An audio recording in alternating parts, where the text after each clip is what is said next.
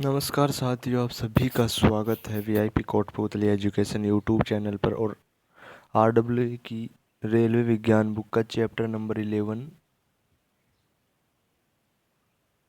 ध्वनि का ये सेकंड पार्ट है। वो वीडियो बीच में पॉज होने की वजह से। विभिन्न ध्वनि स्रोतों की प्रबलता। ध्वनि की स्रोत और प्रबलता डेसिबल में है। फुसफुसाहट की 15 से 20, सामान्य वार्तालाप की 30 से 60 डेसिबल, जोर से बातचीत की 60 से 70, ट्रैक व ट्रैक्टर की 90 से 100, यंत्र कारखानों में 100 से 120, ऑर्केस्ट्रा डीजे की 110 से 150, जेट विमान की 140 से 150, मिसाइल व रॉकेट की 60 से 170। तारत्व, पिच और शार्पनेस। ध्वनि का तारत्व उसकी आवृत्ति पर निर्भर करता है। जैसे जैसे ध्वनि स्रोत की आवृत्ति बढ़ती जाती है वैसे वैसे उत्पन्न ध्वनि का तारत्व बढ़ता जाता है तथा ध्वनि पतली तथा तीक्ष्ण होती जाती है। इसके विपरीत जैसे जैसे ध्वनि स्रोत की आवृत्ति कम होती जाती है वैसे वैसे ध्वनि का तारत्व घटता जाता है तथा ध्वनि मोटी या सपाट यानी फ्लैट होती जाती है। तीसरा नंबर का है गुणता, क्वालिटी और टिम्बर। गुणता ध्वनि का वह लक्षण है जिसके आधार पर दो भिन्न भिन्न वाद्य यंत्रों द्वारा उत्पन्न की गई समान आवृत्ति एवं समान तीव्रता की ध्वनियों में भी अंतर प्रतीत होता है। एकल आवृत्ति की ध्वनि को टोन कहते हैं तथा अनेक आवृत्तियों के मिश्रण को उत्पन्न ध्वनि को स्वर, नोट कहते हैं। ध्वनि का परावर्तन, रिफ्लेक्शन ऑफ साउंड। जब ध्वनि तरंग किसी सतह से टकराती है और दशा बदल करके वापस लौटती है तो इस प्रक्रिया को ध्वनि का परावर्तन कहा जाता है। यह उसी प्रकार कार्य करता है जैसे प्रकाश का परावर्तन, लेकिन ध्वनि के लिए सतह को बड़ा तथा कठोर जैसे दीवारें, पहाड़, भवन होना आवश्यक होता है।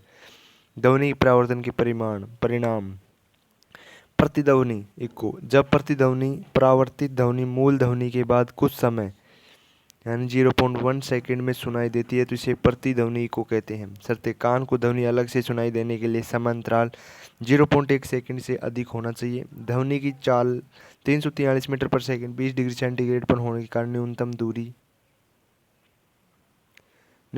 डी बराबर में वी इंटू मिट्टी 343 गुणे 0.1 बराबर 34.3, अर्थात कोई सतह कम से कम 17 मीटर दूर होनी चाहिए। ध्वनि को आने और जाने में कुल 34 मीटर का सफर तय करना होता है।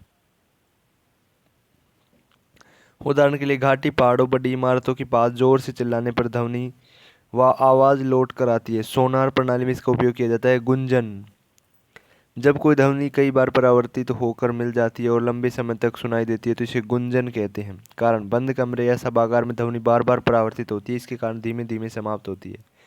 ध्वनि धीरे धीरे समाप्त होती है। उदाहरण, बंद हॉल में ताली बजाने के बाद आवाज़ थोड़ी देर तक गूंजती रहती है। संगीत स्टूडियो और ऑडिटोरियम में गुंजन कम करने के लिए ध्वनि अवशोषक सामग्री जैसे फोम, गद्दे, दार पर्दे का उपयोग किया जाता है। विगत वर्षों में पूछे गए महत्वपूर्ण परीक्षा उपयोगी प्रश्न।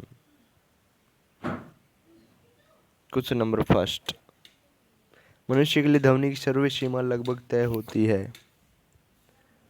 राइट आंसर होगा 20 हर्ट्ज से 20,000 हर्ट्ज तक। ध्वनि किस माध्यम में अधिकतम चाल से यात्रा करती है? राइट आंसर होगा ठोस में। क्वेश्चन नंबर 3, एक अल्ट्रासोनिक ध्वनि तरंग की आवृत्ति से अधिक होती है। राइट आंसर होगा 20,000 हर्ट्ज। क्वेश्चन नंबर 4, अपसर्वे या इंफ्रासोनिक तरंगों की आवृत्ति है। राइट आंसर होगा 20 हर्ट्ज से कम। क्वेश्चन नंबर 5, तरंगे चमगादड़ उनके रास्ते में आने वाली बाधाओं का पता लगाने में मदद करती है। राइट आंसर होगा परासर्वे। क्वेश्चन नंबर 6, समुद्री जल में ध्वनि की चाल होती है। राइट आंसर होगा 1531 मीटर पर सेकेंड।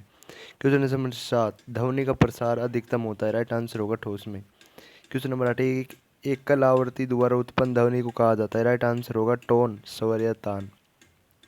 क्वेश्चन नंबर 9, प्रतिध्वनि को कम करने के लिए ऑडिटोरियम की छतों और दीवारों में किसके रखा जाता है? राइट आंसर होगा फाइबर बोर्ड से। क्वेश्चन नंबर 10, लगातार या एकाधिक के कारण प्रतिध्वनियों की एक से अधिक बार सुना जा सकता है। राइट आंसर होगा परावर्तन के कारण। क्वेश्चन नंबर 11, निम्नलिखित में से कौन सा कथन सत्य है? ध्वनि का वेग होता है। राइट आंसर होगा सर्दियों की तुलना में गर्मियों में अधिक होता है ध्वनि का वेग। क्वेश्चन नंबर 12, सोनार का पूरा नाम क्या है? राइट आंसर होगा sound navigation and raising. Question number 13, सोनार किस सिद्धांत पर कार्य करता है? राइट आंसर होगा परावर्तन और प्रतिध्वनि। क्वेश्चन नंबर 14, सोनार से समुद्र की गहराई कैसे मापी जाती है? राइट आंसर होगा ध्वनि तरंगे समुद्री की तलहटी से टकरा कर लौटती है। क्वेश्चन नंबर 15, तापमान बढ़ने पर किसी माध्यम में ध्वनि की गति पर क्या प्रभाव पड़ता है? राइट आंसर होगा ध्वनि गति बढ़ जाती है। क्वेश्चन नंबर 16, तापमान या का ध्वनि गति पर अधिक प्रभाव किस माध्यम में देखा जाता है? राइट आंसर होगा गैसीय माध्यम में। क्वेश्चन नंबर 17, किसी गैस में ध्वनि की गति पर दाब का प्रभाव क्या होता है यदि तापमान स्थिर रखा जाए तो? राइट आंसर होगा ध्वनि गति अपरिवर्तित रहती है। क्वेश्चन नंबर 18, आर्द्रता बढ़ने पर वायु में ध्वनि की गति पर क्या प्रभाव पड़ता है? राइट आंसर होगा ध्वनि गति बढ़ जाती है। क्वेश्चन नंबर 19, घनत्व बढ़ने पर गैसों में ध्वनि की गति पर क्या प्रभाव पड़ता है? राइट आंसर होगा ध्वनि की गति घट जाती है।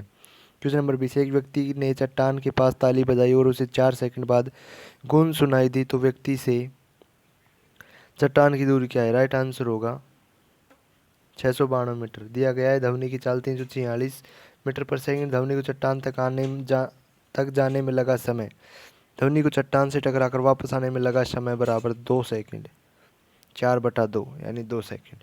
व्यक्ति से चट्टान की दूरी 346 गुणा 2 बराबर हो जाएगा 692 मीटर। ये फॉर्मूला है,